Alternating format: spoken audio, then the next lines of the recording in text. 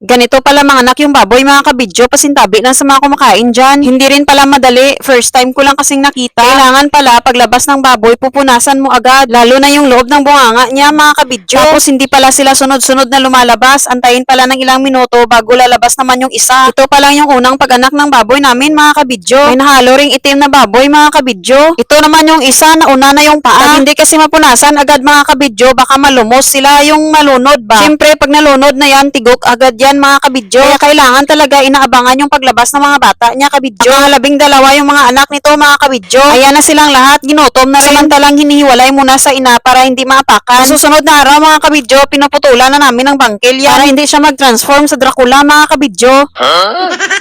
Joke lang mga kabidyo para hindi masakit magdudo sa nanay niya. So napansin nyo rin mga kabidyo, pinutulan na rin namin ng buntot yan para mabilis daw lumaki. Medyo mabusisi rin pala ang pag-aalaga ng baboy mga kabidyo. Well, mahal mo yung mga alaga mo, baliwala na lang yung pagod mga kabidyo. Thanks for watching!